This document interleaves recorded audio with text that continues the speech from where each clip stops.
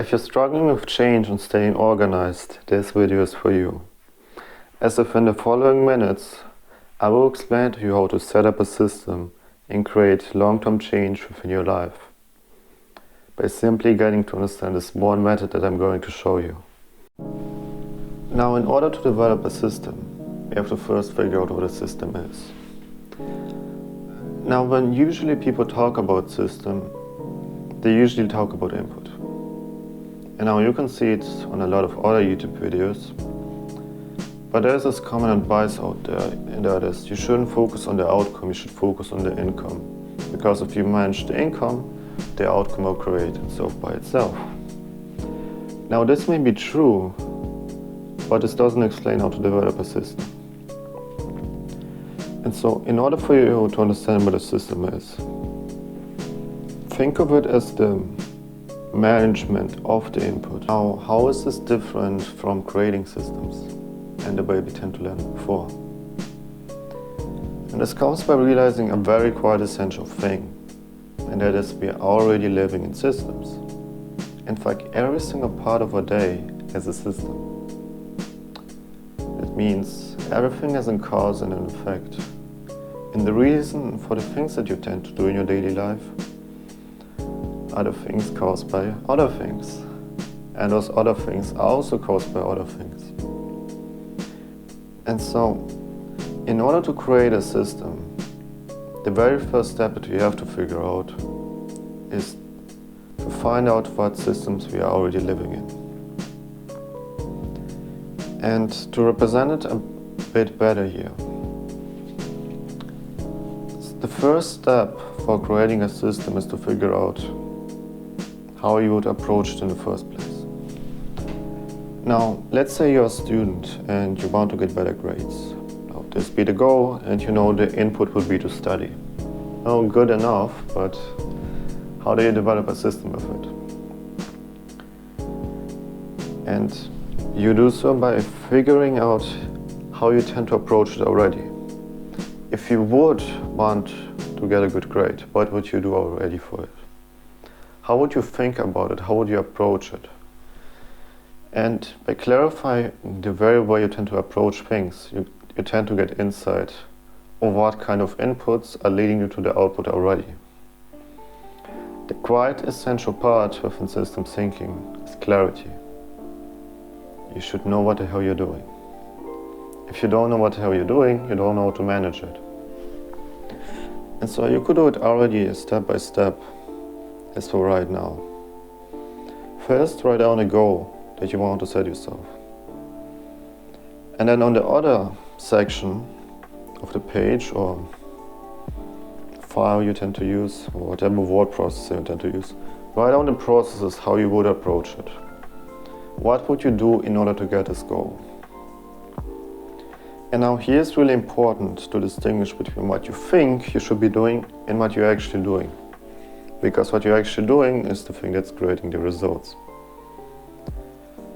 And you should understand that even saying, this thing may be good for me to do. Now the reason why it is so important to distinguish what you're doing from what you're not doing is that to figure out why you can't do some things in the first place. Let's say you want to exercise, well, great. But in order to develop the change, you have to figure out why you can't do the action in the first place. Probably you don't feel like it. Probably it's way too difficult. Probably you're not organized in order to know what to do at what time. Probably the practice is way too complicated. And so the second step that's so crucial is to distinguish from the things that are already working and that are not working. And this is a very important key point in systems thinking, is that systems are not, you are not meant to adapt to a system, but systems are meant to adapt to you. And you can do this by figuring out, okay, how does a habit or practice or goal tend to connect itself in one's daily life, but how tend to other practices not to connect with one's daily life. Why am I capable to do one thing on a daily basis but not the other one? As between any approach and any system you tend to come up, there will be always this resistance. That some parts won't fit. And to figure out how to do something is to figure out how can I make something fit on a daily basis. Now once you clarify the input and you clarified also the things that you do and the things that you want to do, we have to clarify it step by step now. As this is the third step, and this is where things tend to get really meticulous. Now once you know everything that you wanted to do and everything that happens the way it should happen doesn't happen, now it's time to figure out what you will do different. You cannot solve a problem with the same thing that's created it. And now once you know the approach that you're currently having and the things that you're actually doing, it's time now to integrate little parts of differences and to measure it compared to the outcome. Let's say you have one approach. Okay, you want to get this grade, and you tend to study. So how do you study? Well, we probably just pick out a textbook and just read through it without having any clear approach. Or you just watch YouTube videos. Once you have figured out every single of your steps and actions that you're taking, you can think about why those actions work.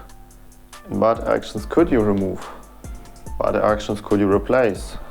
What actions could you add in order for your practice? And then see, okay, can I stick to the action that I'm already doing?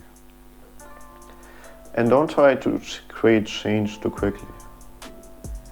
If you create change too fast, you won't really figure out whether something is working or not.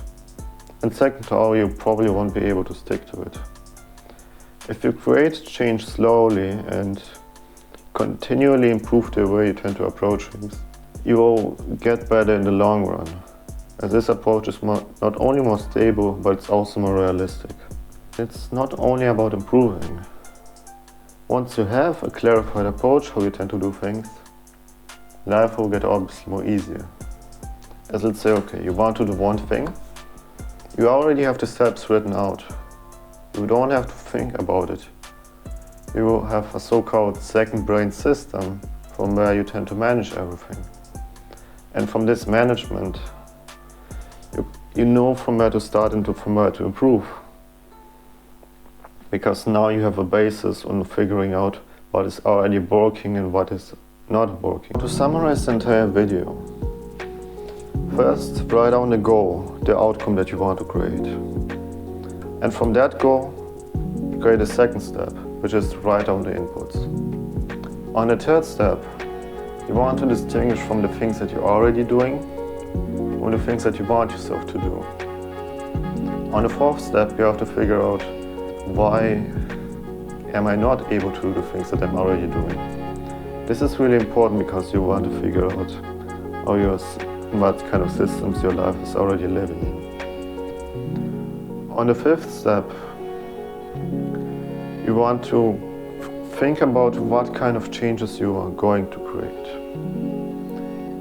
In this step, you also should know how each part of your actions on a daily basis tend to affect your performance. And with continual measurement about your approach and how each of your actions affect your life, you will eventually have a basis from that you tend to build up, because you already have a structure for your inputs, and not just the input is put as a general goal. Thanks for watching.